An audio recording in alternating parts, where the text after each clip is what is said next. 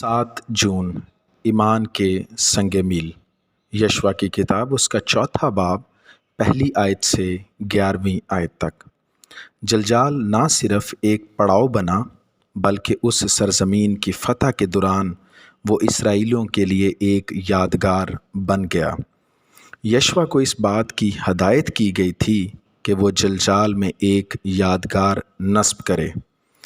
اس کے بعد جب ہم اس بات کا مزید مطالعہ کرتے ہیں تو ہم پڑھتے ہیں کہ وہاں پر ایک اور یادگار بنائی گئی اور اس دفعہ یہ دریا کے اندر نصب کی گئی تھی۔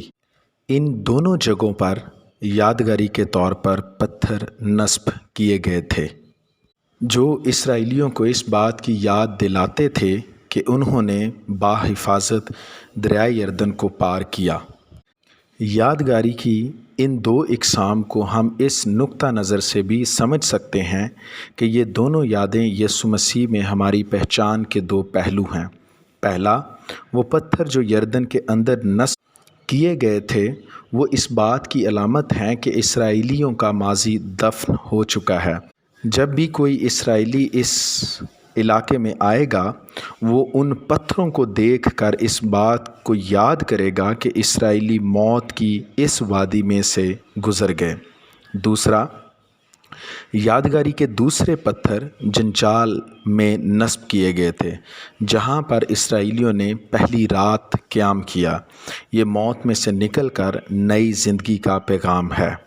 یہ تمام پتھر دریائے یردن میں سے اس وقت لیے گئے جب وہ دریا میں سے گزر رہے تھے۔ ان کو وہ دریا میں سے نکال کر اس جگہ لے آئے جہاں انہوں نے اپنے خیمے لگائے تھے۔ یہ دریائے یردن کے پار اسرائیلیوں کی نئی زندگی کی علامت ہے، جیسے موت کے بعد نئی زندگی کا ملنا۔ پس موت میں شامل ہونے کے بپتسمے کے وسیلے سے ہم اس کے ساتھ دفن ہوئے تاکہ جس طرح مسیح باپ کے جلال کے وسیلے سے مردوں میں جلایا گیا اسی طرح ہم بھی نئی زندگی میں چلیں۔ رومیوں کا خط اس کا 6واں باب اور 4 آیت۔